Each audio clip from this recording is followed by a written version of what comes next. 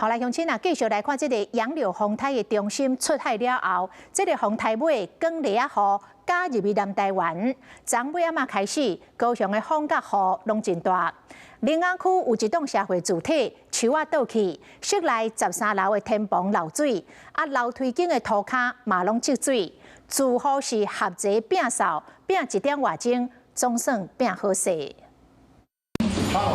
抬头看天棚伫咧漏水，涂骹拢是积水。杨柳风台扫南台湾，高雄市林雅区这栋社会住体楼梯所在嘛有淹水。规层13楼的住户跟挂桶布乳化扫帚本机，为大楼内底走廊到电梯门口拢总扫一遍，用点外钟的时间才改变好势。见怪不怪了啦，不意外会发生这样的事情，只是说这次是比较突然的，就是很临时的这样子。楼上有花园啊，小花园，可能那个落叶啊跟那个树枝把作用卡住。然后才会有点塞住这样，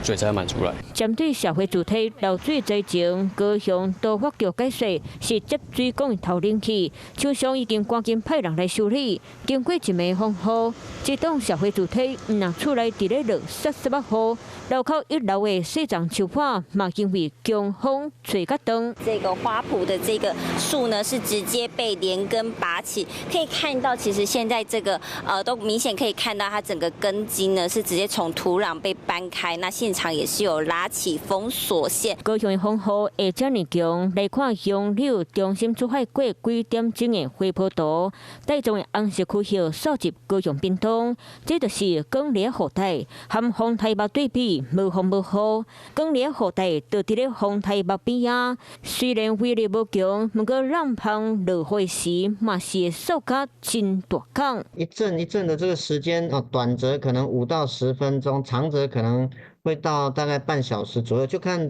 台风它整个移动的状况。就算杨柳真紧就甲走，不过强风落雨最软加远，嘛是需要一段时间才会当完全恢复。